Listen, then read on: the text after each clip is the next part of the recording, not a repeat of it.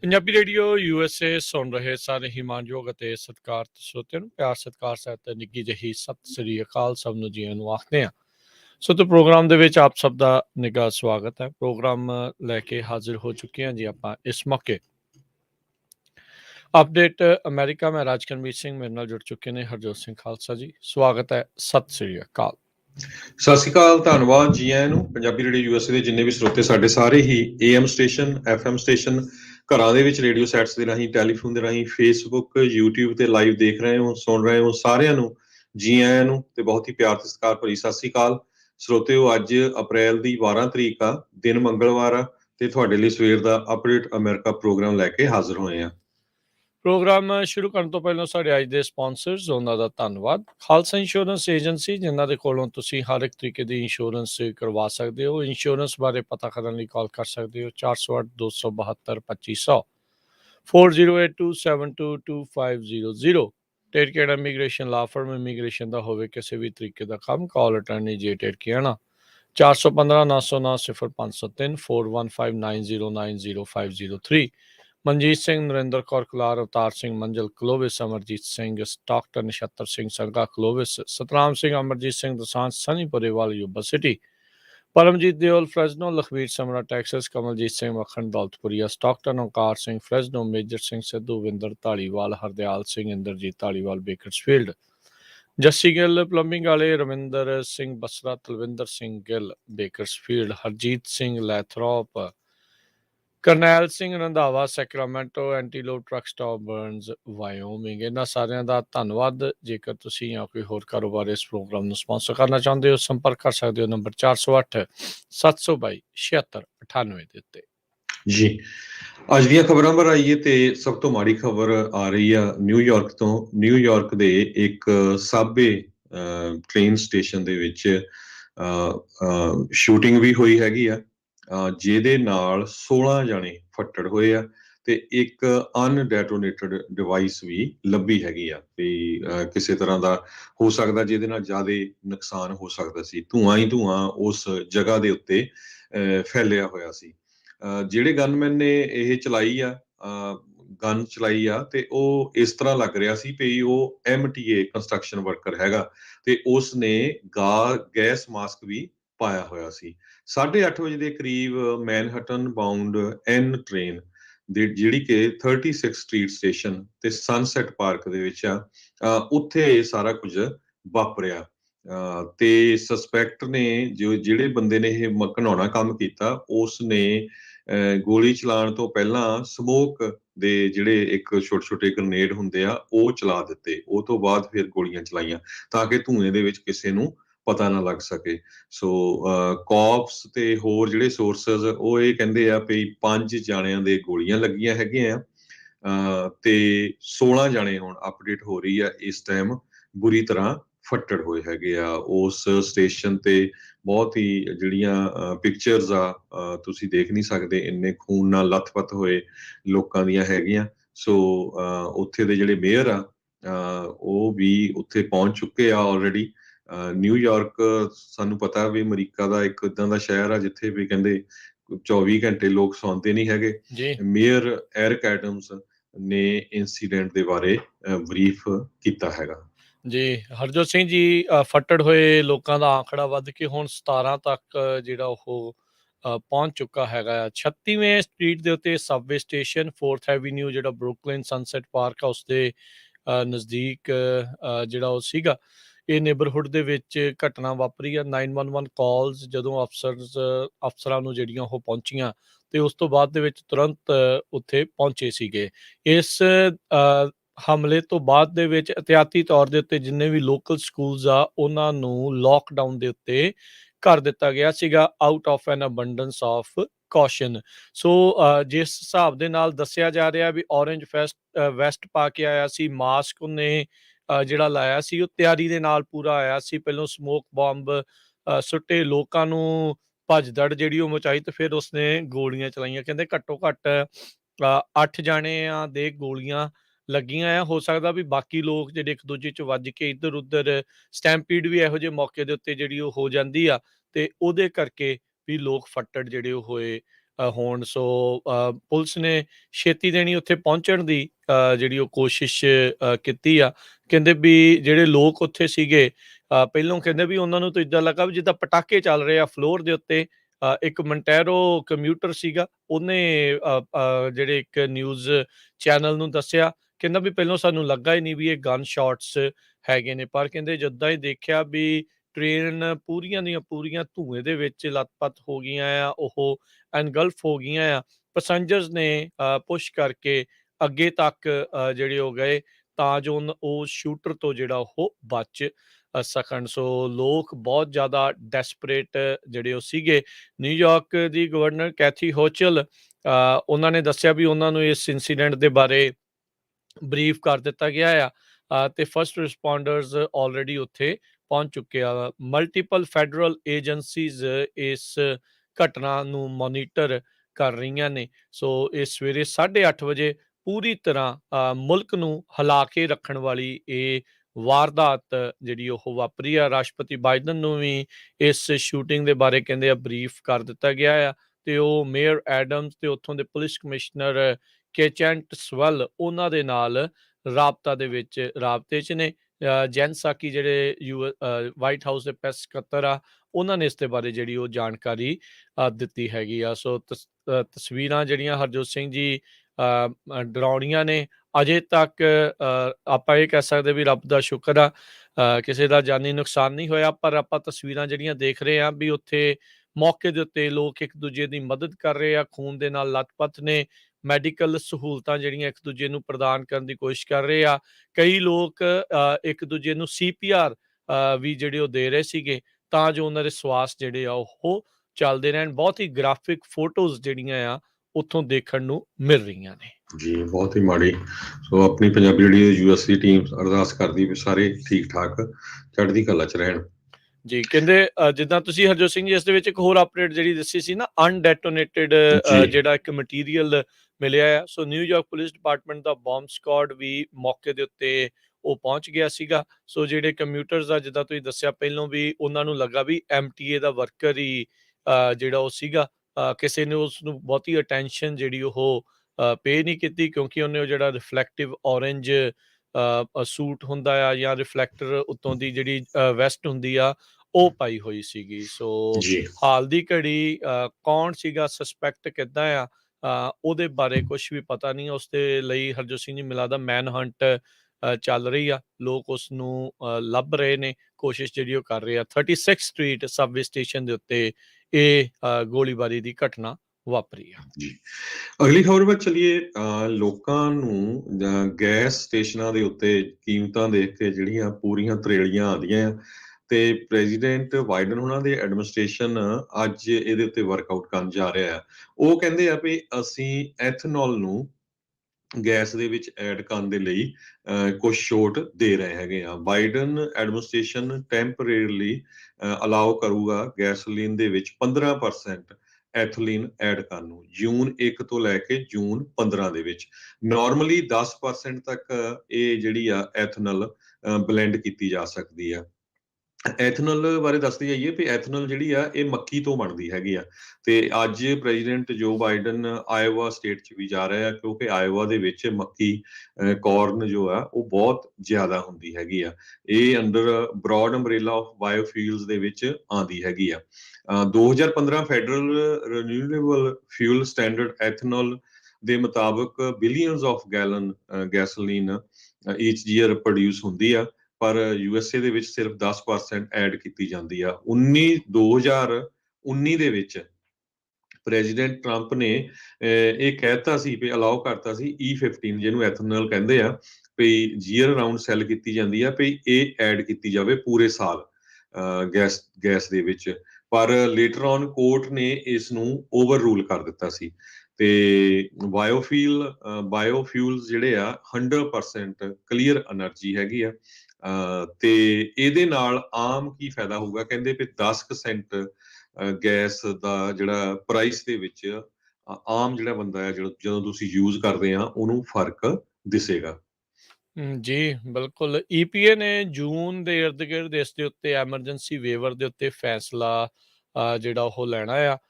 ਸੋ ਕਹਿੰਦੇ ਵੀ ਇਸ emergency waiver ਤੋਂ ਬਗੈਰ ਜਿਹੜੀ E15 ਐਥਨੋਲ ਜਿਹੜੀ ਗੈਸ ਹੁੰਦੀ ਆ, ਉਹ ਯੂਜ਼ ਨਹੀਂ ਕੀਤੀ ਜਾ ਸਕਦੀ ਪੂਰੇ ਮੁਲਕ ਦੇ ਵਿੱਚ 1 ਜੂਨ ਤੋਂ 15 ਸਤੰਬਰ ਦੇ ਦਰਮਿਆਨ। ਸੋ ਈਪੀਏ ਕਹਿੰਦੇ ਆ ਵੀ ਆਪਣਾ ਫਾਈਨਲ ਐਕਸ਼ਨ ਆ ਇਸ ਐਮਰਜੈਂਸੀ ਨੂੰ ਲੈ ਕੇ ਉਹ 1 ਜੂਨ ਦੇ ਇਰਦ-ਗਿਰਦ ਹੋਵੇਗੀ। 2300 ਗੈਸ ਸਟੇਸ਼ਨਾਂ ਦੇ ਉੱਤੇ ਓਵਰਆਲ ਪੂਰੇ ਮੁਲਕ ਦੇ ਵਿੱਚ E15 ਜਿਹੜੀ ਉਹ ਅਵੇਲੇਬਲ ਹੁੰਦੀ ਆ।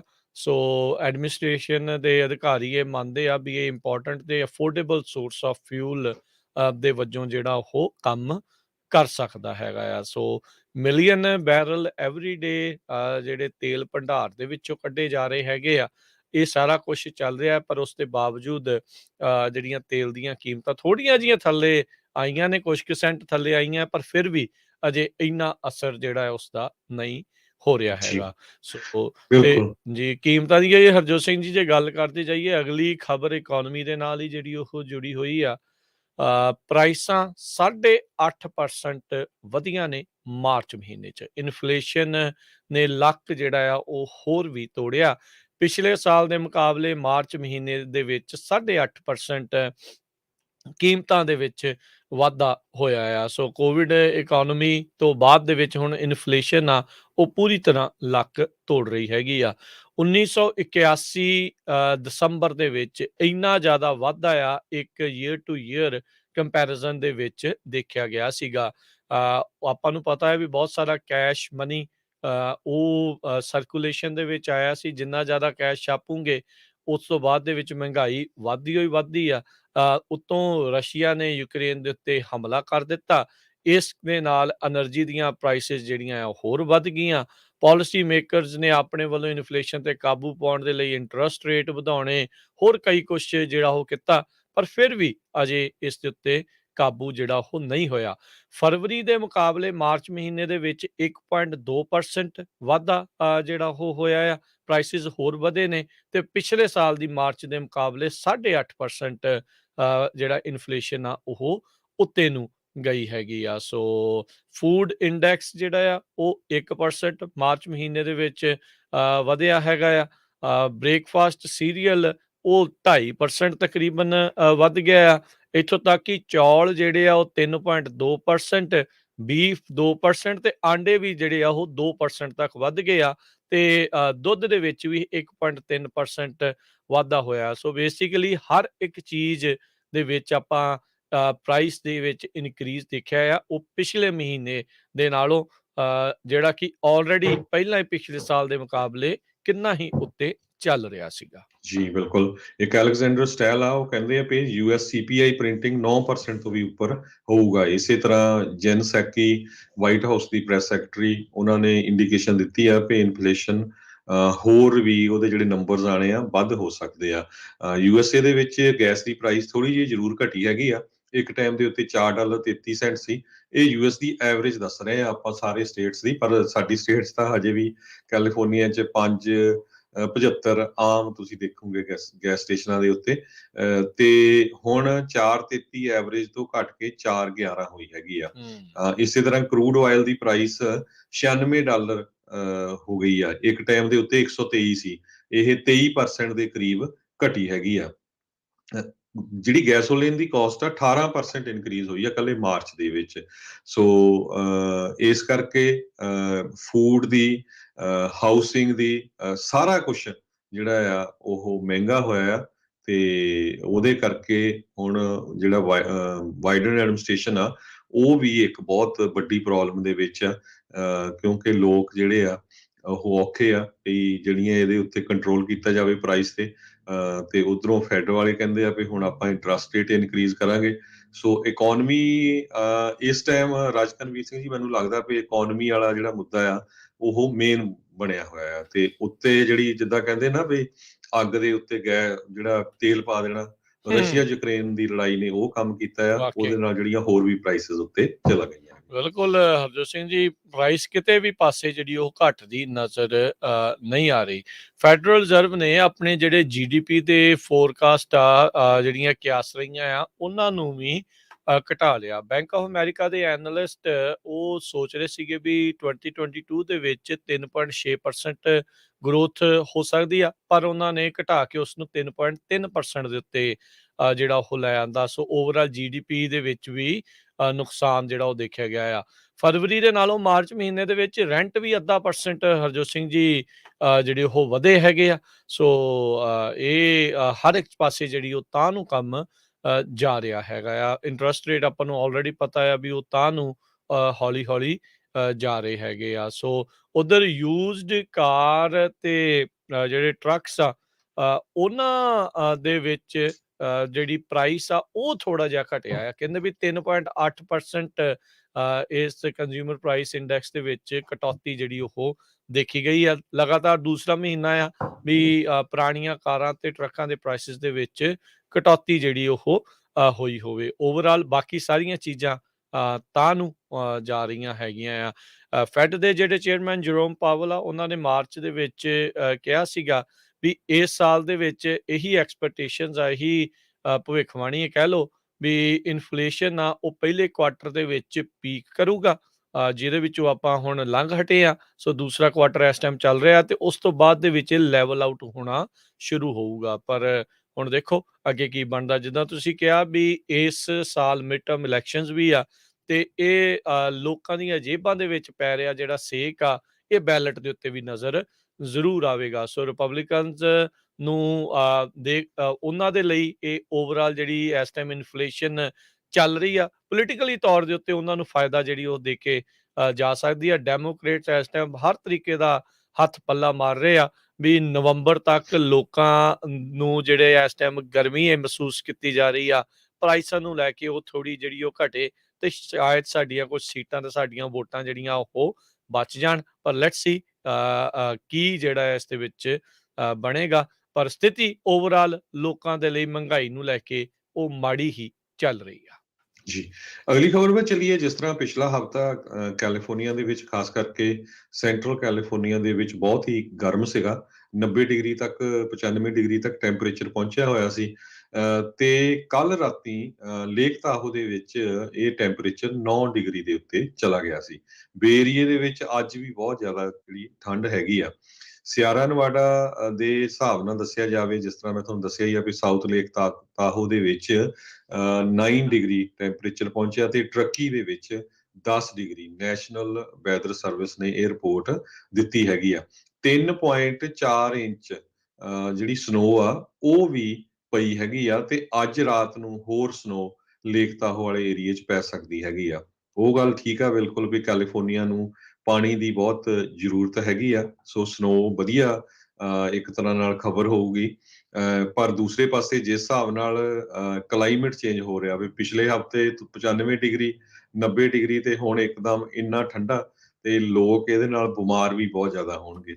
ਸੋ ਬਿਲਕੁਲ, ਸੋ ਉਹ ਵੀ ਸਾਨੂੰ ਜਿਹੜਾ ਸਾਰਿਆਂ ਨੂੰ ਧਿਆਨ ਰੱਖਣਾ ਚਾਹੀਦਾ। ਜੀ ਬਿਲਕੁਲ, ਓਵਰਆਲ ਸਨੋ ਪੈਕ ਦਾ ਆਪਾਂ ਨੂੰ ਫਾਇਦਾ ਜਿਹੜਾ ਹੋਊਗਾ, ਖਾਸ ਕਰਕੇ ਖੇਤੀਬਾੜੀ ਵਾਲੇ ਇਲਾਕੇ ਅਰਦਾਸ ਕਰਦੇ ਰਹਿੰਦੇ ਆ ਵੀ ਵੱਧ ਤੋਂ ਵੱਧ ਪਹਾੜਾਂ ਦੇ ਵਿੱਚ ਬਰਫ਼ ਜਿਹੜੀ ਉਹ ਪੈਂਦੀ ਰਵੇ, ਤਾਂ ਜੋ ਬਾਅਦ ਚ ਉਹਨਾਂ ਨੂੰ ਜਿਹੜੇ ਨਹਿਰੀ ਪਾਣੀ ਆ ਉਹ ਮਿਲਦੇ ਰਹਿਣ। ਇੱਕ ਟਾਈਮ ਦੇ ਉੱਤੇ ਤਾਂ ਫੈਡ ਨੇ ਕਹਿ ਦਿੱਤਾ ਸੀਗਾ ਵੀ ਅਸੀਂ ਕੈਲੀਫੋਰਨੀਆ ਨੂੰ ਪਾਣੀ ਦੇਣਾ ਨਹੀਂ ਆ, ਪਰ ਹੁਣ ਕੁਛ ਕੁ ਜਿਹੜੇ ਫਾਰਮਰਸ ਦੇ ਨਾਲ ਗੱਲ ਕਰਨ ਤੋਂ ਬਾਅਦ ਦੇ ਵਿੱਚ ਇਹ ਪਤਾ ਲੱਗਾ ਹੈ ਵੀ 2 ਪਾਣੀ ਜਿਹੜੇ ਆ ਇਸ ਸਾਲ ਦੇ ਵਿੱਚ ਉਹ ਇਹਨਾਂ ਨੂੰ ਮਿਲ ਸਕਦੇ ਨੇ। ਤੇ ਜੇ 1-2 ਸਟੋਰਮ ਹੋਰ ਆ ਜਾਣ ਤਾਂ ਬਰਫ਼ ਜਿਹੜੀ ਉਹ ਚੰਗੀ ਪੈ ਜਾਵੇ ਤਾਂ ਕੰਮ ਵਧੀਆ ਹੋ ਜਾਊਗਾ। ਜਿੰਨੀ ਗਰਮੀ ਦੀ ਤੁਸੀਂ ਗੱਲ ਕੀਤੀ ਸੀ ਉਹਦੇ ਕਰਕੇ ਇੱਕ ਡਰ ਇਹ ਲੱਗਾ ਸੀਗਾ ਵੀ ਜਿਹੜਾ ਮਾੜਾ ਮੋਟਾ ਸਨੋ ਪੈਕ ਬਚਿਆ ਹੈ, ਜਿਹੜਾ ਹੌਲੀ ਹੌਲੀ ਪਿਘਲਣਾ ਸੀ, ਉਹ ਜਲਦੀ ਪਿਘਲ ਕੇ ਪਾਣੀ ਜਿਹੜਾ ਉਹ ਜਾਂਦਾ ਨਾ ਲੱਗੇ। ਸੋ ਇਹ ਨਵੀਂ ਪਈ ਸਨੋ ਦਾ ਸਾਰੇ ਜਾਣੇ ਸਵਾਗਤ ਕਰਦੇ ਨੇ। ਜੀ, ਸੋ ਕੁਛ ਏਰੀਆਜ਼ ਹਾਈਵੇ, ਸਟੇਟ ਹਾਈਵੇ 50 ਤੇ 80 ਦੇ ਕਲੋਜ਼ ਹੈਗੇ ਆ, ਉੱਥੇ ਚੇਨ ਰਿਕੁਆਇਰਡ ਆ। ਸੋ ਜਿਹੜੇ ਟਰੱਕਰਸ ਆ ਪਲੀਜ਼ ਧਿਆਨ ਕਰ ਲਿਓ। ਜਿਹੜੇ ਖਾਸ ਕਰਕੇ ਰੀਨੋ ਸਾਈਡ ਤੇ ਲੇਕ ਤਾਹੋ ਸਾਈਡ ਜਾ ਰਹੇ ਕੈਲਟ੍ਰੈਨਸ ਨੇ ਖਬਰ ਦਿੱਤੀ ਹੈਗੀ ਆ। ਕੱਲ ਉਹਨਾਂ ਨੇ ਕੁਝ ਸੈਕਸ਼ਨ ਹਾਈਵੇ 50 ਦੇ ਬੰਦ ਕੀਤੇ ਸੀ, ਉਹ ਤੋਂ ਬਾਅਦ ਫਿਰ ਚੇਨ ਰਿਕੁਆਇਰਡ ਕੀਤੀ ਸੀ, ਤੇ ਅੱਜ ਖਬਰ ਆ ਰਹੀ ਆ ਹਾਈਵੇ 80 ਦੇ ਉੱਤੇ ਕੁਛ ਏਰੀਆ 'ਚ ਚੇਨਸ ਰਿਕੁਆਇਰਡ ਆ। ਜੀ। ਅਗਲੀ ਜਿਹੜੀ ਹਰਜੋਤ ਸਿੰਘ ਜੀ ਗੱਲ ਕਰਦੇ ਜਾਈਏ, ਕੈਲੀਫੋਰਨੀਆ ਦੇ ਵਿੱਚ ਜੈਨੇਟਿਕਲੀ ਮੋਡੀਫਾਈਡ ਮਸਕੀਟੋਜ਼ ਮੱਛਰ ਜਿਹੜੇ ਆ ਉਹ ਜਲਦੀ ਛੱਡੇ ਜਾ ਸਕਦੇ ਨੇ।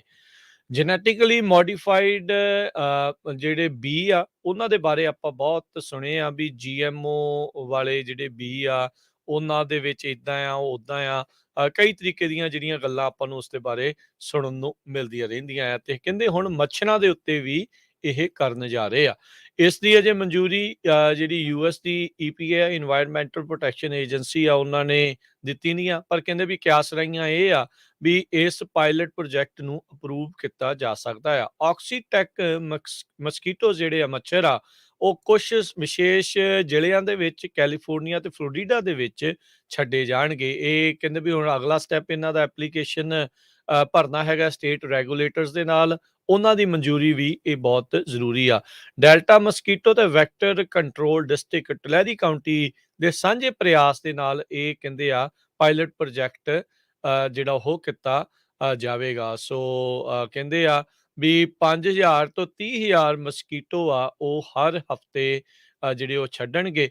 ਸੋ ਇਹ ਹੁਣ ਇਹ ਨਹੀਂ ਪਤਾ ਵੀ ਇਸ ਦੇ ਫਾਇਦਾ ਜਿਹੜਾ ਆ ਉਹ ਕੀ ਜਿਹੜਾ ਉਹ ਕੀਤਾ ਜਾਵੇਗਾ। ਸੋ ਕਹਿੰਦੇ ਵੀ ਮੋਸਟ ਏਰੀਆਜ਼ ਦੇ ਵਿੱਚ water waste water treatment facilities, commercial citrus, apple, pear, nectarine, peach crops, poultry, cattle, pig stock facilities ਇਹਨਾਂ ਦੇ ਇਰਦ ਗਿਰਦ ਛੱਡੇ ਜਾ ਸਕਦੇ ਆ। ਕਹਿੰਦੇ ਵੀ ਇਹ ਮਸਕੀਟੋਜ਼ ਇਸ ਹਿਸਾਬ ਦੇ ਬਣਾਏ ਗਏ ਆ ਵੀ ਚਿਕਨਗੁਨੀਆ, ਜ਼ੀਕਾ, ਯੈਲੋ ਫੀਵਰ ਤੇ ਹੋਰ ਡਿਜ਼ੀਜ਼ਜ਼, ਡੇਂਗੂ ਉਹਨਾਂ ਤੇ ਜਿਹੜੇ ਟਰਾਂਸਮਿਸ਼ਨ ਆ ਉਹ ਇਹਨਾਂ ਦੇ ਨਾਲ ਘਟਣਗੇ। ਕਹਿੰਦੇ ਵੀ ਜਿਹੜੇ ਮਸਕੀਟੋਜ਼ ਆਪਾਂ ਰਾਈਟ ਨਾਓ ਦੇਖ ਰਹੇ ਹੈਗੇ ਆ ਜਿਹੜੇ ਡਿਜ਼ੀਜ਼ ਟਰਾਂਸਮਿਟਿੰਗ ਆ, ਉਹਨਾਂ ਨੇ ਫਲੋਰੀਡਾ ਤੇ ਕੈਲੀਫੋਰਨੀਆ ਤੇ US ਦੀਆਂ ਹੋਰ ਬਹੁਤ ਸਾਰੇ ਸੂਬਿਆਂ ਦੇ ਵਿੱਚ ਇਸ ਟਾਈਮ ਉਹ ਬਹੁਤ ਜ਼ਿਆਦਾ ਫੈਲੇ ਨੇ। 2013 ਤੋਂ ਡਿਟੈਕਟ ਕੀਤੇ ਜਾ ਰਹੇ ਨੇ। ਸੋ ਇਸ ਲਈ ਇਹ ਚਾਹ ਰਹੇ ਨੇ ਵੀ ਇਦਾਂ ਦੇ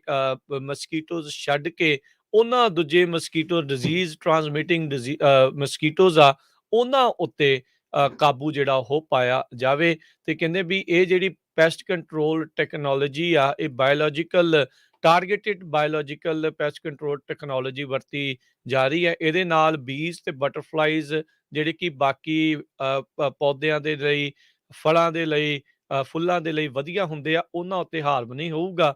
ਜੇ ਤੁਸੀਂ ਪੈਸਟੀਸਾਈਡ ਜ਼ਿਆਦਾ ਵਰਤਦੇ ਆ ਤੇ ਫਿਰ ਇਹ ਜਿਹੜੇ ਬੈਨੀਫੀਸ਼ੀਅਲ ਇਨਸੈਕਟ ਆ ਉਹਨਾਂ ਦੇ ਵੀ ਮਾਰੇ ਜਾਣ ਦਾ ਖਤਰਾ ਰਹਿੰਦਾ ਆ। ਸੋ ਦੇਖੋ ਇਸ ਪਾਇਲਟ ਪ੍ਰੋਜੈਕਟ ਦੇ ਨਾਲ ਕਿੰਨਾ ਕੁ ਅਸਰ ਦੇਖਣ ਨੂੰ ਮਿਲੇਗਾ। ਜੀ, ਅਗਲੀ ਖਬਰ ਆ ਰਹੀ ਆ ਵੀ ਚਾਈਨਾ ਦਾ ਇੱਕ ਬਹੁਤ ਵੱਡਾ ਸ਼ਹਿਰ ਉਹ ਭੁੱਖ ਦਾ ਸ਼ਿਕਾਰ ਹੋ ਸਕਦਾ ਆ। ਸ਼ੰਘਾਈ ਦੇ 26 ਮਿਲੀਅਨ ਲੋਕ ਹੁਣ ਫੂਡ ਸ਼ਾਰਟੇਜ ਫੀਲ ਕਰ ਰਹੇ ਆ। ਚਾਈਨਾ ਦੀ ਗਵਰਨਮੈਂਟ ਨੇ ਬਹੁਤ ਹੀ ਜ਼ਿਆਦਾ ਸਖਤ ਕੋਵਿਡ ਲਾਕਡਾਊਨ ਉੱਥੇ ਕੀਤਾ ਹੋਇਆ। ਕਹਿੰਦੇ ਭਈ ਸੰਡੇ ਨੂੰ, ਐਤਵਾਰ ਨੂੰ ਇੱਕ ਦਿਨ ਦੇ ਵਿੱਚ 26,000 ਦੇ ਕਰੀਬ ਕਰੋਨਾ ਵਾਇਰਸ ਦੇ ਪੋਜ਼ਿਟਿਵ ਕੇਸ ਆਏ ਹੈਗੇ ਆ। ਸੋ ਲੋਕ ਰਾਸ਼ਨ ਸਾਰਾ ਇਕੱਠਾ ਕਰ ਰਹੇ ਹੈਗੇ ਆਪਣੇ ਤੇ ਸਟੋਰਾਂ ਦੇ ਵਿੱਚ। ਜਿਸ ਤਰ੍ਹਾਂ ਇੱਕ ਟਾਈਮ ਦੇ ਉੱਤੇ ਅਮਰੀਕਾ 'ਚ ਵੀ ਆਪਾਂ ਦੇਖਿਆ ਸੀ ਵੀ ਗਰੋਸਰੀ ਸਟੋਰਾਂ 'ਚ ਸ਼ੈਲਵਾਂ ਜਿਹੜੀਆਂ ਸ਼ੈਲਵ ਸੀਗੀਆਂ ਉਹ ਖਾਲੀ ਹੋ ਗਈਆਂ ਸੀਗੀਆਂ, ਤੇ ਉੱਥੇ ਵੀ ਇਹ ਸਿਚੁਏਸ਼ਨ ਬਣਦੀ ਜਾ ਰਹੀ ਆ। ਤੇ ਜਿਹੜੇ ਹੈਲੀਕਾਪਟਰਸ ਆ ਗਵਰਨਮੈਂਟ ਦੇ ਉਹ ਲੋਕਾਂ ਨੂੰ ਅਨਾਉਂਸ ਕਰ ਰਹੇ ਆ ਵੀ ਘਰਾਂ 'ਚ ਰਹੋ, ਘਰਾਂ ਤੋਂ ਬਾਹਰ ਨਾ ਜਾਓ। ਜਿਹੜੇ ਬੱਚੇ ਆ ਉਹਨਾਂ ਨੂੰ ਵੀ ਫੋਰਸ ਕੀਤਾ ਜਾ ਰਿਹਾ ਵੀ ਤੁਸੀਂ ਟੈਸਟ ਕਰਾਓ, ਤੇ ਜੇ ਕੋਈ ਪੋਜ਼ਿਟਿਵ ਆਉਂਦਾ ਤੇ ਉਹਨੂੰ ਕੁਆਰੰਟਾਈਨ ਕੀਤਾ ਜਾਵੇ। ਸੋ ਇਹ ਸਾਰਾ ਕੁਝ ਕਿਉਂ ਹੋ ਰਿਹਾ? ਇੱਕ ਰੀਜ਼ਨ ਇਹਦਾ ਇਹ ਵੀ ਆ ਵੀ ਚਾਈਨਾ ਦੀ ਸਰਕਾਰ ਨੇ ਬਾਹਰਲੇ ਮੁਲਕਾਂ 'ਚ ਬਣੇ ਹੋਏ ਜਿਹੜੇ ਵੈਕਸੀਨ ਆ, ਖਾਸ ਕਰਕੇ USA ਦੇ ਵਿੱਚ, ਉਹਨਾਂ ਨੂੰ ਅਲਾਉ ਨਹੀਂ ਕੀਤਾ ਵੀ ਉਹ ਚਾਈਨਾ ਦੇ ਵਿੱਚ ਵਰਤੇ ਜਾਣ। ਚਾਈਨਾ ਵਾਲਿਆਂ ਨੇ ਆਪਣਾ ਹੀ ਵੈਕਸੀਨ ਤਿਆਰ ਕੀਤਾ ਸੀ ਕਰੋਨਾ ਵਾਇਰਸ ਨੂੰ ਉਹਦੇ ਅਗੇਂਸਟ, ਵੀ ਤਾਂ ਕਿ ਕਰੋਨਾ ਵਾਇਰਸ ਨਾ ਹੋਵੇ। ਪਰ ਕਹਿੰਦੇ ਵੀ ਉਹ ਇੰਨਾ ਜ਼ਿਆਦਾ ਇਫੈਕਟਿਵ ਨਹੀਂ ਹੈਗਾ। ਠੀਕ ਆ ਵੀ ਚਾਈਨੀਜ਼ ਕਈ ਵਾਰ ਟੈਕਨੋਲੋਜੀ ਚੋਰੀ ਕਰਨ ਦੇ ਵਿੱਚ ਤਾਂ ਆਪਾਂ ਦੇਖਦੇ ਹੀ ਆ ਬਹੁਤ ਤੇਜ਼ ਹੈਗੇ ਆ, ਪਰ ਇਹ ਮੈਡੀਕਲ ਜਿਹੜੀ ਦਵਾਈਆਂ ਵਾਲਾ ਮਹਿਕਮਾ ਆ ਉਹਦੇ ਵਿੱਚ ਉਹ ਕਾਮਯਾਬ ਨਹੀਂ ਹੋਏ। ਸੋ ਇੱਕ ਮੇਨ ਰੀਜ਼ਨ ਸਾਇੰਟਿਸਟ ਇਹ ਦੱਸ ਰਹੇ ਆ ਵੀ ਹਾਲਾਂਕਿ ਉਹ ਸਾਨੂੰ ਸਾਰਿਆਂ ਨੂੰ ਪਤਾ ਵੀ ਉੱਥੇ ਕਰੋਨਾ ਵਾਇਰਸ ਦਾ ਵੈਕਸੀਨੇਸ਼ਨ ਰੇਟ ਤਾਂ 99% ਤੋਂ ਵੀ ਵੱਧ ਆ, ਕਿਉਂਕਿ ਧੱਕੇ ਨਾਲ ਉਹਨੀ ਸਾਰਿਆਂ ਦੇ ਟੀਕੇ ਲਾਏ ਹੈਗੇ ਆ ਜਿਹੜੇ ਨਹੀਂ ਵੀ ਲਵਾਉਣਾ ਚਾਹੁੰਦੇ ਸੀ, ਪਰ ਉਹ ਟੀਕੇ ਅਸਰ ਨਹੀਂ ਕਰ ਰਹੇ। ਸੋ ਇੱਕ ਦਿਨ ਦੇ ਵਿੱਚ ਇੱਕ ਵੱਡੇ ਸ਼ਹਿਰ ਦੇ ਵਿੱਚ 26,000 ਕੇਸ ਆਣੇ, ਸੋ ਉਹਨਾਂ ਲਈ ਸਿਰਦਰਦੀ ਬਣਿਆ ਹੋਇਆ ਹੈ।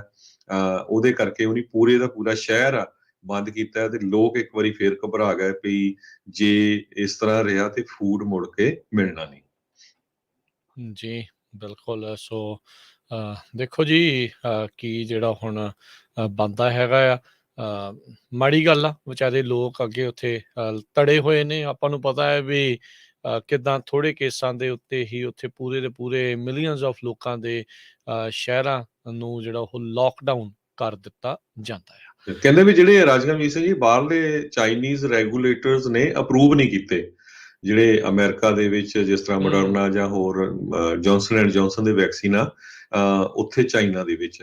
ਉਹਦਾ ਕਾਰਨ ਇਹ ਨਹੀਂ ਹੈ ਵੀ ਉਹ ਇਫੈਕਟਿਵ ਨਹੀਂ, ਕਹਿੰਦੇ ਚਾਈਨਾ ਵਾਲੇ ਅਫੋਰਡ ਵੀ ਕਰ ਸਕਦੇ ਆ ਜਿੰਨੇ ਉਹਨਾਂ ਦੇ ਕੋਲ ਮਨੀ ਹੈਗੀ ਆ, ਪਰ ਉਹਨਾਂ ਨੇ ਜਾਣ ਕੇ ਅਪਰੂਵ ਹੀ ਨਹੀਂ ਕੀਤੇ ਵੀ ਅਸੀਂ ਅਮਰੀਕਾ ਦੇ ਜਿਹੜੇ ਬਣੇ ਹੋਏ ਵੈਕਸੀਨ ਆ ਉਹ ਚਾਈਨਾ ਦੇ ਵਿੱਚ ਅਲਾਓ ਨਹੀਂ ਕਰਨੇ। ਦੇਖ ਲਓ ਇਸ ਹਿਸਾਬ ਦੇ ਨਾਲ ਉਹ ਉੱਥੇ ਚੱਲੇ ਨੇ ਜੀ। Prime minister Boris Johnson UK ਦੇ ਤੇ ਉਸ ਦਾ ਜਿਹੜਾ ਫਾਈਨੈਂਸ ਮਿਨਿਸਟਰ ਆ ਰਿਸ਼ੀ ਸੁਨਾਕ, ਉਸ ਨੂੰ ਕਹਿੰਦੇ ਆ ਵੀ ਪੁਲਿਸ ਦੇ ਦੁਆਰਾ ਹੁਣ ਫਾਈਨ ਕੀਤਾ ਜਾਊਗਾ। ਪਾਰਟੀ ਗੇਟ ਹੋਇਆ ਸੀਗਾ ਜਦ ਲੋਕਾਂ ਨੂੰ ਇਹਨਾਂ ਨੇ ਘਰਾਂ ਦੇ ਵਿੱਚ ਲੋਕਡਾਊਨ ਕਰਕੇ ਤਾੜਿਆ, ਤੁਸੀਂ ਇੱਕ ਦੂਜੇ ਦੇ ਨਾਲ ਮਿਲ ਵੀ ਨਹੀਂ ਸਕਦੇ।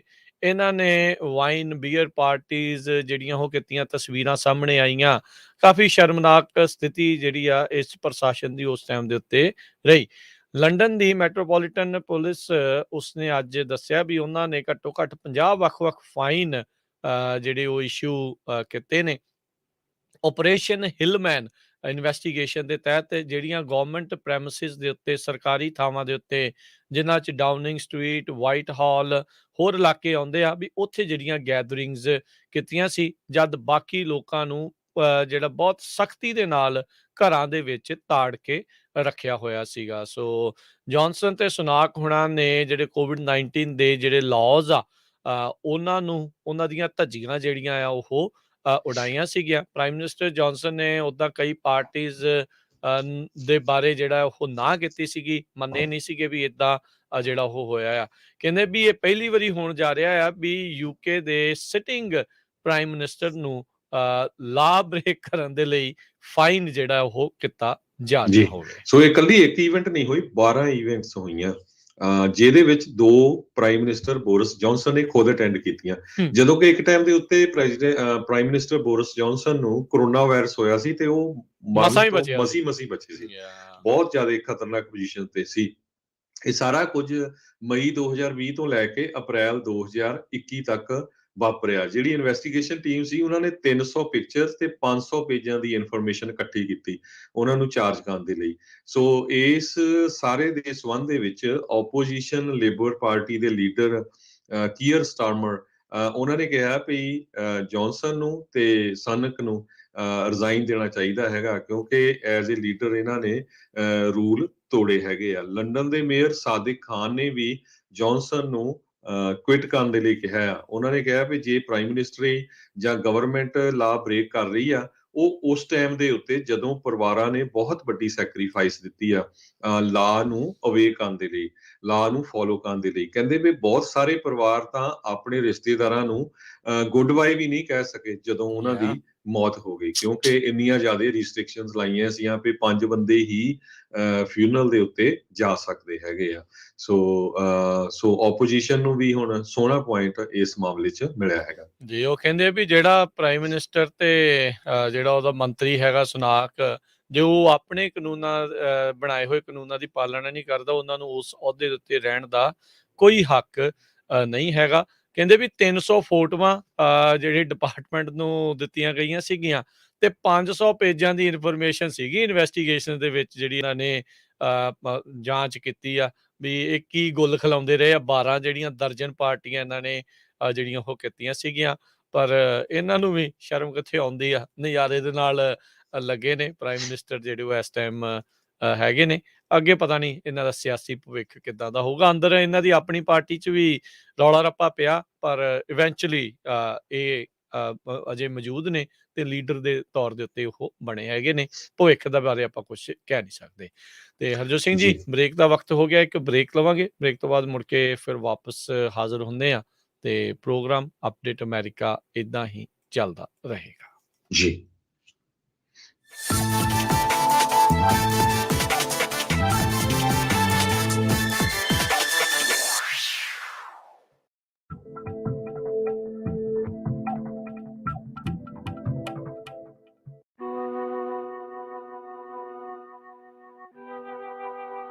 KOBO Yuba City 1450 AM, KIID Sacramento 1470 AM, KWRU Fresno 1300 AM, KLHC Bakersfield 1350 AM.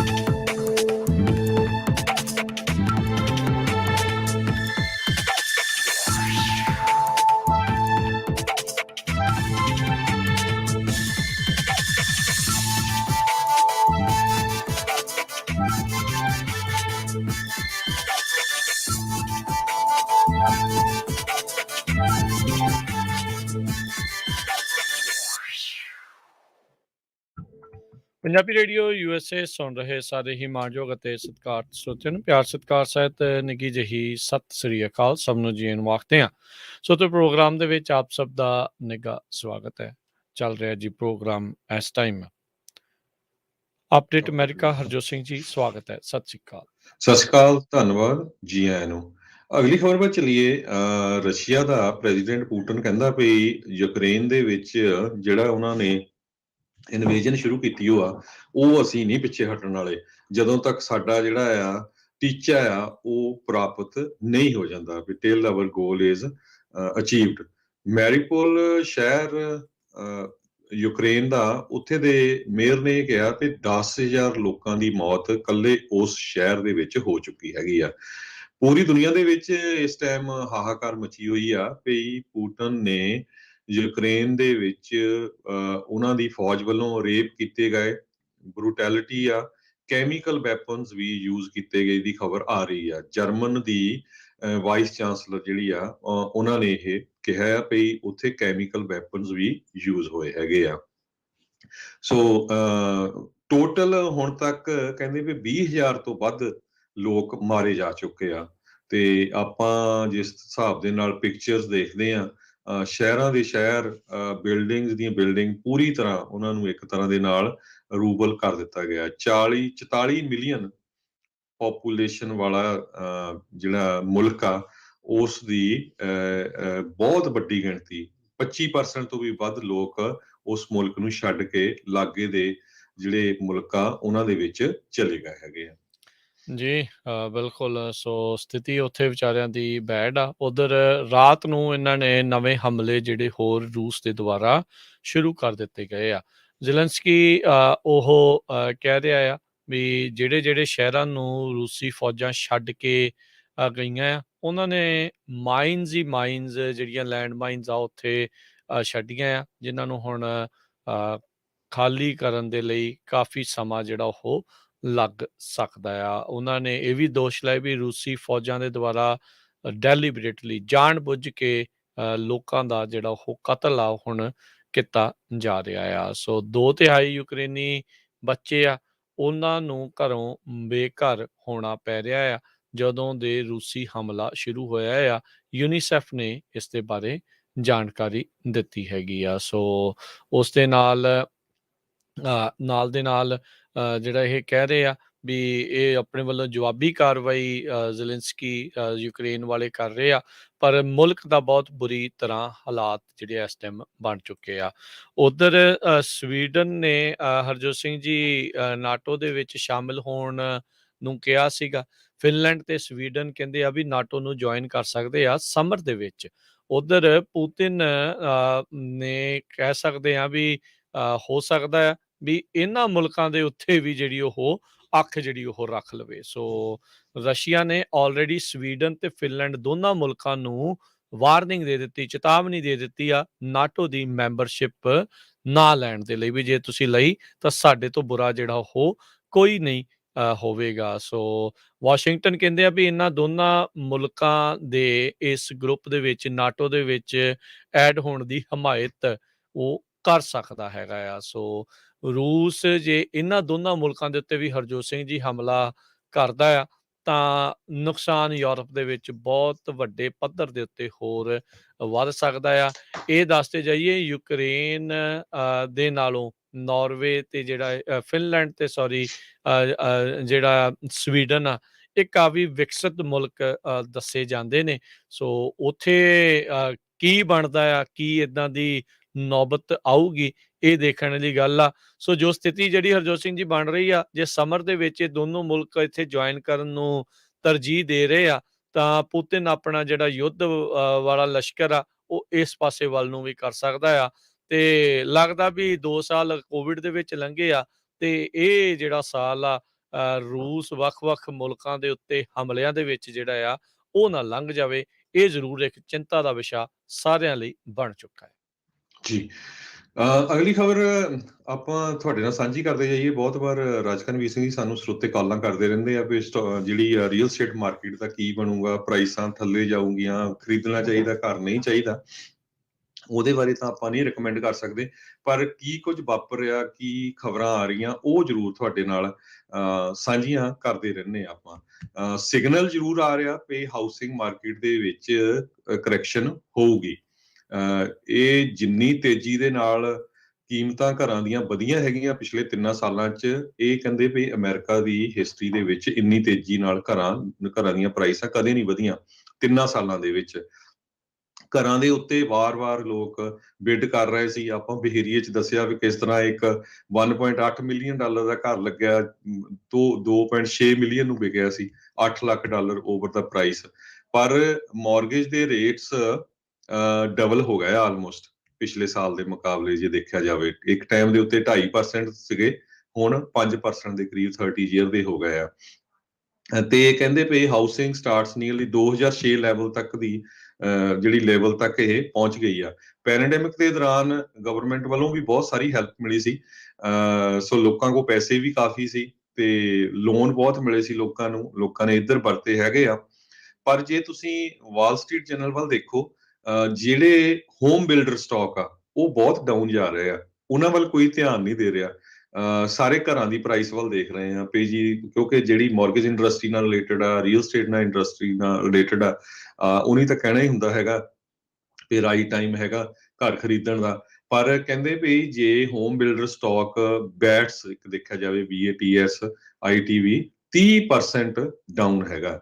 ਸੋ ਕੁਛ ਜਿਹੜੇ ਕਹਿੰਦੇ ਵੀ ਇੱਕ ਤਰ੍ਹਾਂ ਨਾਲ ਵਾਲ ਸਟਰੀਟ ਦੇ ਵਿੱਚ ਜਿਹੜੇ ਕੰਸਟਰਕਸ਼ਨ ਇੰਡਸਟਰੀ ਨਾਲ ਰਿਲੇਟਡ ਸਟਾਕ ਹੈਗੇ ਆ, ਬਿਲਡਿੰਗ ਇੰਡਸਟਰੀ ਨਾਲ, ਉਹ ਆਲਰੇਡੀ ਡਾਊਨ ਜਾਣੇ ਸ਼ੁਰੂ ਹੋ ਗਏ ਆ। ਸੋ ਉਹਨਾਂ ਨੂੰ ਲੱਗਦਾ ਆ ਵੀ ਇਹਦੇ ਉੱਤੇ ਕਰੈਕਸ਼ਨ ਆਊਗੀ। ਪ੍ਰੋਬਲਮ ਕੀ ਆ ਵੀ ਇਕੱਲਾ ਤੁਸੀਂ ਇੰਟਰਸਟ ਰੇਟ ਦੀ ਮੈਂ ਤੁਹਾਨੂੰ ਐਗਜ਼ਾਮਪਲ ਦੇ ਦੇਣਾ ਵੀ ਜੇ ਕਹਿੰਦੇ ਵੀ ਤੁਸੀਂ 6,25,000 ਦਾ ਘਰ ਖਰੀਦਿਆ, 5 ਲੱਖ ਦਾ ਲੋਨ ਆ, 3% ਤੇ ਜੇ ਤੁਹਾਡਾ ਲੋਨ ਸੀ ਤਾਂ ਤੁਹਾਡੀ ਜਿਹੜੀ ਮੰਥਲੀ ਪੇਮੈਂਟ $2,100 ਦੇ ਕਰੀਬ ਬਣਦੀ ਆ। ਪਰ ਕਈਆਂ ਨੇ ਪਿਛਲੇ ਸਾਲ 2.5% ਤੇ ਵੀ ਲਏ ਆ, ਸੋ ਉਹਨਾਂ ਦੀ ਪੇਮੈਂਟ 2.5% ਤੇ ਹੋਰ ਵੀ ਘੱਟ ਹੋਊਗੀ। ਜੇ ਉਹੀ ਲੋਨ ਤੁਹਾਨੂੰ ਹੁਣ 5% ਤੇ ਮਿਲਣਾ ਅੱਜ, ਤੇ ਉਹ ਪੇਮੈਂਟ $2,700 ਬਣ ਜਾਣੀ ਆ, ਆਲਮੋਸਟ $600 ਦਾ ਫਰਕ ਪੈ ਜਾਣਾ ਹੈ। ਸੋ ਘਰ ਖਰੀਦਣ ਦੀ ਜਿਹੜੀ ਕੀਮਤ ਆ, ਉਹ ਤੁਹਾਨੂੰ ਜਿਹੜੀ ਪੇਮੈਂਟ ਆ ਉਹ ਜ਼ਿਆਦਾ ਦੇਣੀ ਪੈਣੀ ਹੈਗੀ ਆ। ਸੋ ਇਹ ਕੁਛ ਚੀਜ਼ਾਂ ਹੈਗੀਆਂ। ਹੋਮ ਬਿਲਡਰ ਦੇ ਸਟਾਕ ਕਹਿੰਦੇ ਕ੍ਰੈਸ਼ ਹੋ ਰਹੇ ਆ, ਇੰਟਰਸਟ ਰੇਟ ਉੱਪਰ ਜਾ ਰਹੇ ਆ।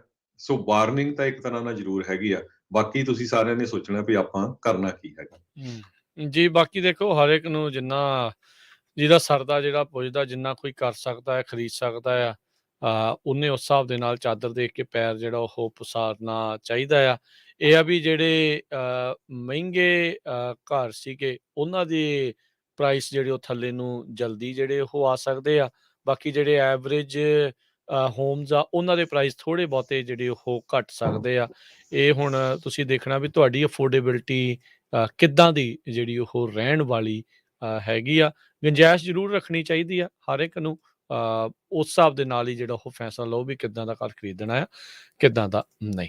ਤੇ ਹਰਜੋਤ ਸਿੰਘ ਜੀ, ਅਗਲੀ ਆਪਾਂ ਹੁਣ ਇੰਸ਼ੋਰੈਂਸ ਦੇ ਬਾਰੇ ਜੇ ਗੱਲਬਾਤ ਆਪਾਂ ਕਰਦੇ ਜਾਈਏ, ਤਾਂ ਖਾਲਸਾ ਇੰਸ਼ੋਰੈਂਸ ਏਜੰਸੀ ਤੋਂ ਹਰਜੋਤ ਸਿੰਘ ਜੀ ਆਪਣੇ ਨਾਲ ਖਬਰਾਂ ਤਾਂ ਕਰਦੇ ਹੀ ਕਰਦੇ ਆ, ਨਾਲ ਇੰਸ਼ੋਰੈਂਸ ਦੀਆਂ ਸੇਵਾਵਾਂ ਦਿੰਦੇ ਆ ਪੂਰੇ ਅਮਰੀਕਾ ਦੇ ਵਿੱਚ, ਕੈਲੀਫੋਰਨੀਆ ਦੇ ਵਿੱਚ, ਸਾਰੇ ਹੀ ਸੂਬਿਆਂ ਦੇ ਵਿੱਚ।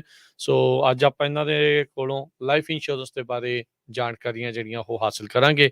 ਤੇ ਹਰਜੋਤ ਸਿੰਘ ਜੀ, ਇਸ ਤੋਂ ਪਹਿਲਾਂ ਆਪਾਂ ਗੱਲਬਾਤ ਸ਼ੁਰੂ ਕਰੀਏ, ਆਪਣੀ ID ਸ਼ੇਅਰ ਕਰ ਲਿਓ ਜੀ। ਜੀ, ਸੋ ਖਾਲਸਾ ਇੰਸ਼ੋਰੈਂਸ ਏਜੰਸੀ ਦਾ ਲਾਇਸੈਂਸ ਨੰਬਰ 0F89805।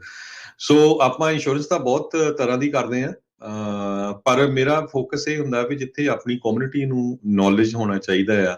ਜ਼ਰੂਰੀ ਨਹੀਂ ਵੀ ਉਹਨਾਂ ਨੇ ਸਾਤੋਂ ਹੀ ਕਰਾਣੀ ਆ, ਕਿਤੋਂ ਵੀ ਇੰਸ਼ੋਰੈਂਸ ਕਰਾਓ। ਜਿਹੜਾ ਸਭ ਤੋਂ ਇੰਪੋਰਟੈਂਟ ਫੈਕਟਰ ਹੈਗਾ ਆ USA ਦੇ ਵਿੱਚ ਆਪਣੀ ਲਾਈਫ 'ਚ, ਲਾਈਫ ਇੰਸ਼ੋਰੈਂਸ ਬਹੁਤ ਜ਼ਰੂਰੀ ਆ।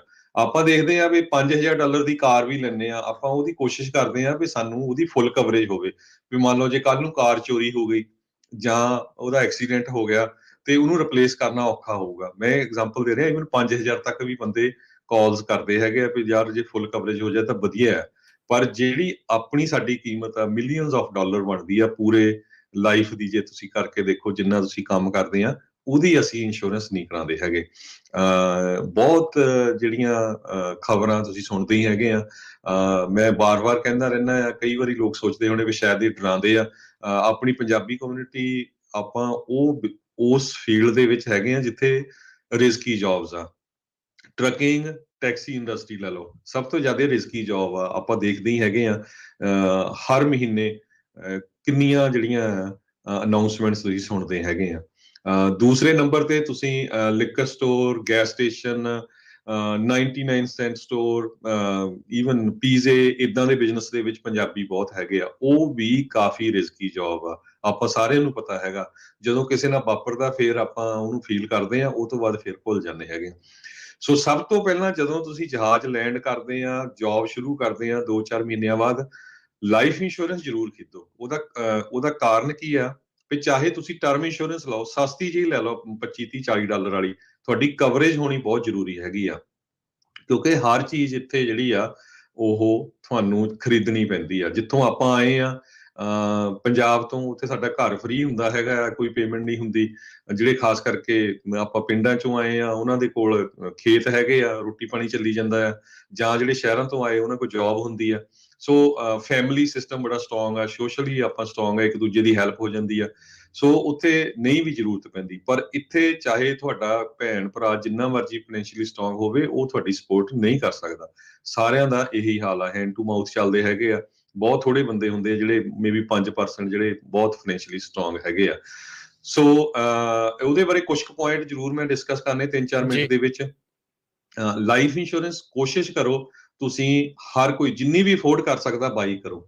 ਤੇ ਲਾਈਫ ਇੰਸ਼ੋਰੈਂਸ ਏਜੰਟਸ ਨੂੰ ਵੀ ਮੇਰੀ ਬੇਨਤੀ ਹੈ ਭਾਈ, ਤੁਸੀਂ ਇਹ ਆਪਣੀ ਕਮਿਸ਼ਨ ਦੇਖ ਕੇ ਨਾ ਇਹ ਕਰੋ ਕਿ ਨਹੀਂ ਅਸੀਂ ਜੀ ਤੁਹਾਨੂੰ ਰੇਟ ਆਫ ਰਿਟਰਨ 8% ਮਿਲ ਜਾਣਾ ਆ, ਤੁਹਾਡੀ ਕੈਸ਼ ਵੈਲਿਊ ਵਾਲੀ ਲਾਈਫ ਇੰਸ਼ੋਰੈਂਸ ਲੈ ਲਓ। ਗਲਤ ਪ੍ਰੋਜੈਕਸ਼ਨਸ ਸ਼ੋ ਕਰਕੇ ਤੇ ਉਹ ਬੰਦੇ ਦੀ ਤਨਖਾਹ ਘੱਟ ਹੋਵੇ ਤਾਂ ਤੁਸੀਂ ਉਹਨੂੰ 400-500 ਡਾਲਰ ਪੇਮੈਂਟ ਵਾਲੀ ਇੰਸ਼ੋਰੈਂਸ ਸੈੱਲ ਕਰ ਦੋ।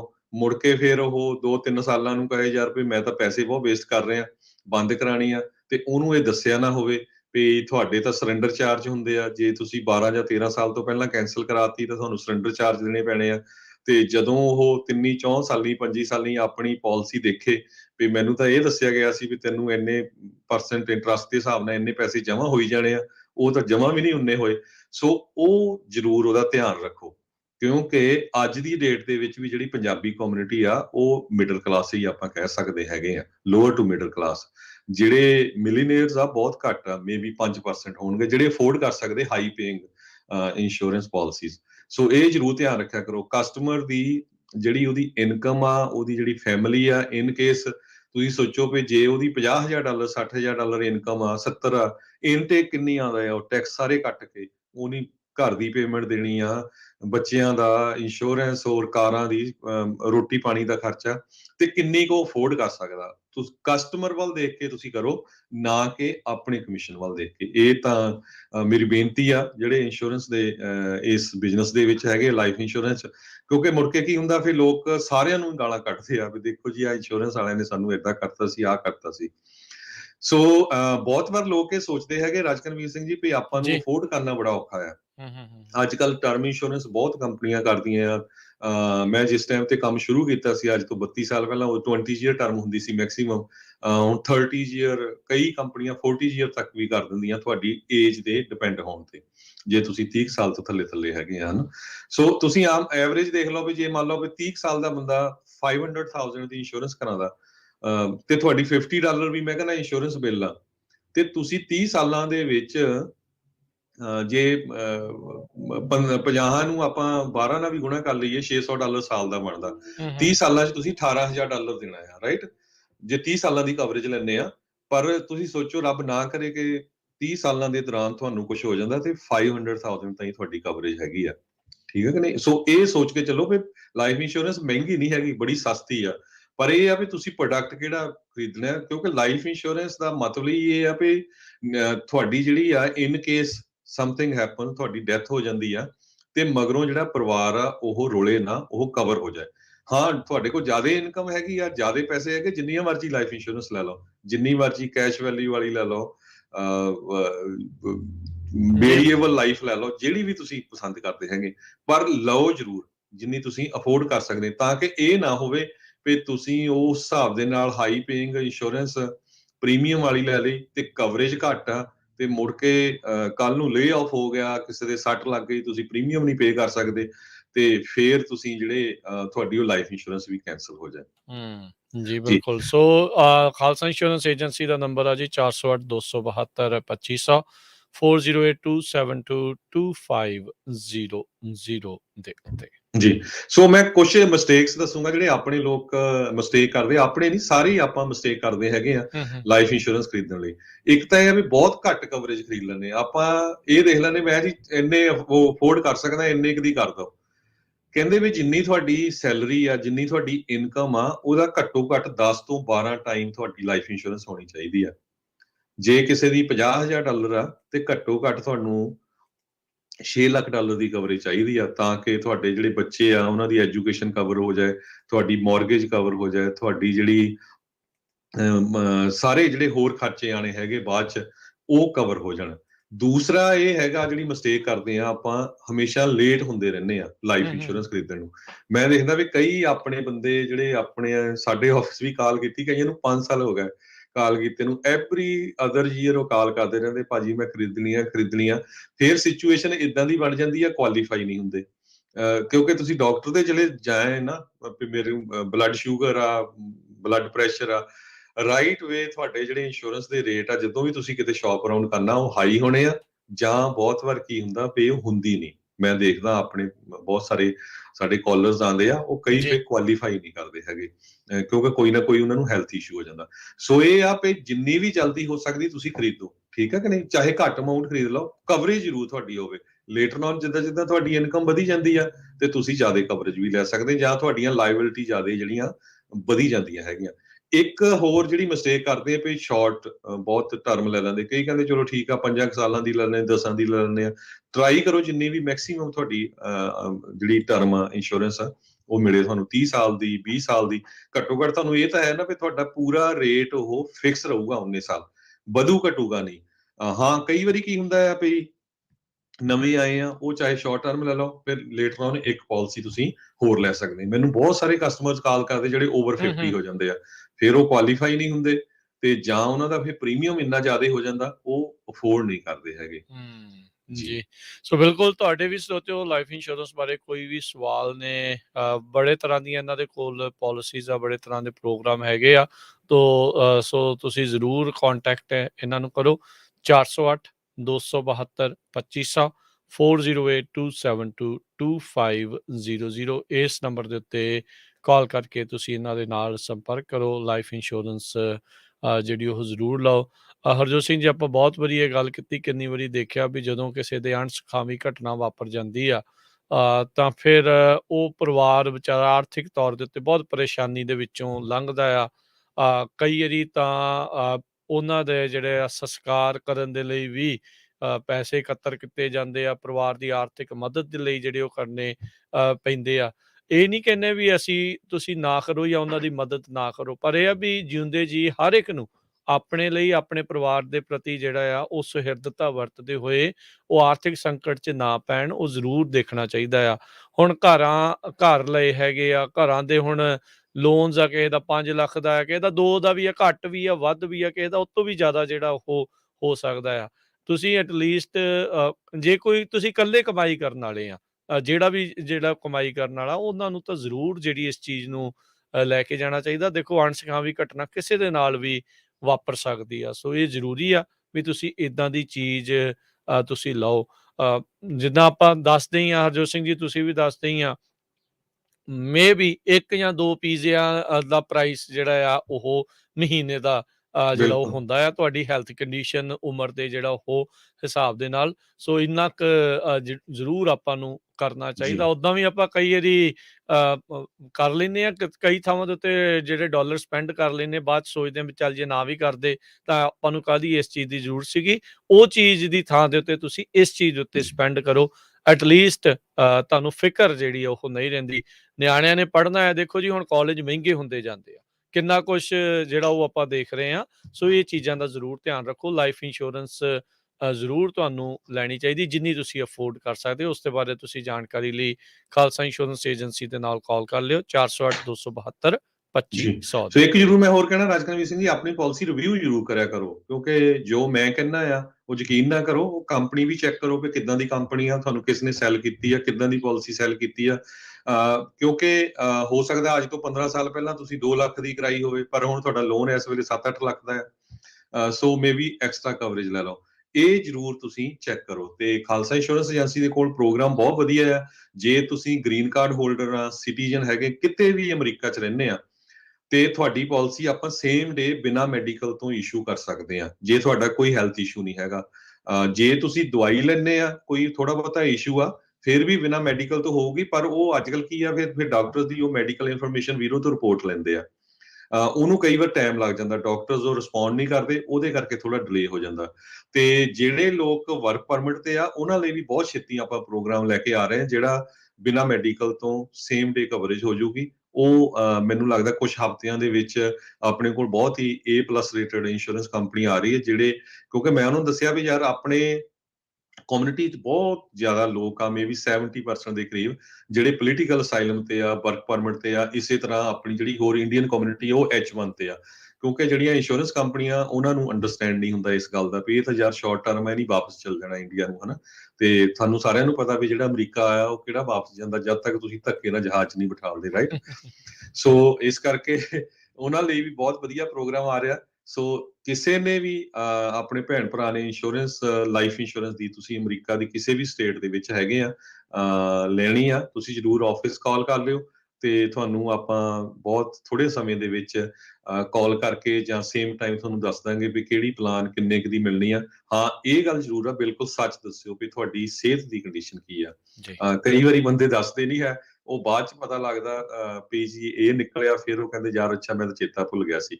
ਸੋ 2-3 ਚੀਜ਼ਾਂ ਤੇ ਲਾਈਫ ਇੰਸ਼ੋਰੈਂਸ ਡਿਪੈਂਡ ਕਰਦੀ ਆ। ਪਹਿਲੀ ਤੁਹਾਡੀ ਹੈਲਥ, ਤੇ ਦੂਜਾ ਤੁਹਾਡਾ ਕ੍ਰੈਡਿਟ ਕਿੱਦਾਂ ਦਾ ਆ, ਉਹਦੇ ਤੇ ਵੀ ਬਹੁਤ ਡਿਪੈਂਡ ਕਰਦਾ, ਤੇ ਤੀਜਾ ਤੁਹਾਡਾ ਡਰਾਈਵਿੰਗ ਰੈਕੋਰਡ। ਜੇ ਹੁਣ 2 DUI ਮਿਲੀਆਂ ਤਾਂ ਨੈਚੁਰਲੀ ਇੰਸ਼ੋਰੈਂਸ ਕੰਪਨੀ ਨੇ ਸਤਿ ਸ੍ਰੀ ਅਕਾਲ ਹੀ ਉੱਥੇ ਕਹਿਣੀ ਹੈਗੀ ਆ। ਸੋ ਇਸ ਕਰਕੇ ਨਾਲੇ ਨਾ ਜ਼ਰੂਰ ਸਹੀ ਦੱਸੋ, ਐਪਲੀਕੇਸ਼ਨ ਭਰਨ ਲੱਗਿਆ ਜੀ, ਕੋਈ ਖਾਂਦਾ ਪੀਂਦਾ ਜੋ ਵੀ ਹੈ ਨਾ ਭਾਈ ਦੱਸ ਦੋ, ਬਾਅਦ 'ਚ ਇਹਨਾਂ ਦੇ ਨਾਲ ਲੜਨ ਦਾ ਨਹੀਂ ਕੋਈ ਫਾਇਦਾ। ਉਹ ਯਾਰ ਉਹ ਤੁਹਾਡਾ ਮੈਡੀਕਲ ਰੈਕੋਰਡ ਹੈਗਾ ਆ, ਉਹ ਕਿਹੜੀ ਦਵਾਈ ਤੁਸੀਂ ਖਾਂਦੇ, ਕਿਹੜੀ ਨਹੀਂ ਖਾਂਦੇ, ਉਹ ਤੁਹਾਡਾ ਮੈਡੀਕਲ ਰੈਕੋਰਡ ਆ, ਉਹਨਾਂ ਨੇ ਦੇਖ ਲੈਣਾ ਆ, ਉੱਥੋਂ ਪਤਾ ਲੱਗ ਜਾਣਾ ਵੀ ਭਾਈ ਕਿਹੜੀ ਬਿਮਾਰੀ ਇਸ ਬੰਦੇ ਨੂੰ ਹੋ ਸਕਦੀ ਆ। ਸੋ ਪਹਿਲਾਂ ਹੀ ਦੱਸ ਦੋ, ਤਾਂ ਜੋ ਤੁਹਾਨੂੰ ਜਿਹੜਾ ਕੋਰਟ ਫਿਰ ਉਸ ਹਿਸਾਬ ਦੇ ਨਾਲ ਹੀ ਮਿਲੇ। ਬਾਅਦ 'ਚ ਕਹੋ ਯਾਰ ਤੁਸੀਂ ਪਹਿਲਾਂ ਏਦਾਂ ਕਿਹਾ ਸੀ, ਬਾਅਦ 'ਚ ਆਹ ਹੋ ਗਿਆ, ਏਦਾਂ ਆ ਓਦਾਂ ਆ। ਸੋ ਜਿੰਨਾ ਸੱਚ ਦੱਸੋਗੇ ਉਹਨਾਂ ਤੁਹਾਨੂੰ ਜਿਹੜਾ ਉਹ ਬੈਟਰ ਅਨੁਮਾਨ, ਬੈਟਰ, ਕਿਉਂਕਿ ਅੱਜ ਕੱਲ ਤਾਂ ਉਹ ਰਾਈਟ ਵਿਦਨ ਮਿੰਟ 'ਚ ਉਹਨਾਂ ਨੂੰ ਪਤਾ ਲੱਗ ਜਾਂਦਾ ਵੀ ਤੁਸੀਂ ਅਮਰੀਕਾ 'ਚ ਜਦੋਂ ਐਂਟਰ ਹੋਏ ਆ, ਉਹ ਤੋਂ ਬਾਅਦ ਕਿਹੜੇ ਡਾਕਟਰ ਕੋਲ ਗਏ ਆ, ਕਿਹੜੀ ਤਰੀਕ ਨੂੰ ਗਏ ਆ, ਕਿਹੜੀ ਹੁਣ ਤੁਹਾਨੂੰ ਦਵਾਈ ਦਿੱਤੀ ਆ। ਇਸੇ ਤਰ੍ਹਾਂ DMV 'ਚੋਂ ਵਿਦਨ 1 ਮਿੰਟ 'ਚ ਉਹਨਾਂ ਨੂੰ ਪਤਾ ਲੱਗ ਜਾਂਦਾ ਕਿੱਥੇ ਤੁਹਾਨੂੰ ਟਿਕਟ ਮਿਲੀ ਆ। ਇਸੇ ਤਰ੍ਹਾਂ ਕ੍ਰੈਡਿਟ ਏਜੰਸੀਆਂ ਤੋਂ 1 ਮਿੰਟ 'ਚ ਪਤਾ ਲੱਗ ਜਾਂਦਾ ਵੀ ਤੁਹਾਡਾ ਕ੍ਰੈਡਿਟ ਸਕੋਰ ਕਿੱਦਾਂ ਦਾ ਹੈ। ਸੋ ਦੱਸੋ ਸਹੀ, ਉਸ ਹਿਸਾਬ ਨਾਲ ਆਪਾਂ ਤੁਹਾਨੂੰ ਫਿਗਰ ਆਊਟ ਕਰ ਸਕਦੇ ਵੀ ਕਿਹੜੀ ਪਲਾਨ, ਕਿਹੜੀ ਪਾਲਿਸੀ ਤੁਹਾਡੇ ਲਈ ਸਹੀ ਰਹੂਗੀ। ਜੀ 408-272-2500 ਤੇ ਇਹਨਾਂ ਦੇ ਨਾਲ ਸੰਪਰਕ ਕਰ ਲਿਓ। ਥੈਂਕ ਯੂ ਹਰਜੋਤ ਸਿੰਘ ਜੀ, ਬਹੁਤ ਸ਼ੁਕਰੀਆ। ਤੇ ਹੁਣ ਆਪਾਂ ਆਪਣੇ ਅੱਜ ਦੇ ਇਸ ਪ੍ਰੋਗਰਾਮ ਨੂੰ ਵੀ ਇੱਥੇ ਹੀ ਸਮੇਟਦੇ ਹਾਂ, ਸਮਾਪਤ ਕਰਦੇ ਹਾਂ। ਮੇਰੇ ਰਾਜਕਨਵੀਰ ਸਿੰਘ ਵੱਲੋਂ ਤੇ ਹਰਜੋਤ ਸਿੰਘ ਵੱਲੋਂ ਤੁਹਾਨੂੰ ਸਾਰਿਆਂ ਨੂੰ ਪਿਆਰ ਸਤਿਕਾਰ ਸਨੇ ਕੀ ਜੀ, ਸਤਿ ਸ੍ਰੀ ਅਕਾਲ। ਸਤਿ ਸ੍ਰੀ ਅਕਾਲ। ਜਿਉਂਦੇ ਵਾਸਤੇ ਰਹੋ, ਹੱਸਦੇ ਖੇਲਦੇ ਰਹੋ, ਸੁਣਦੇ ਰਹੋ ਜੀ ਪੰਜਾਬੀ ਰੇਡੀਓ USA।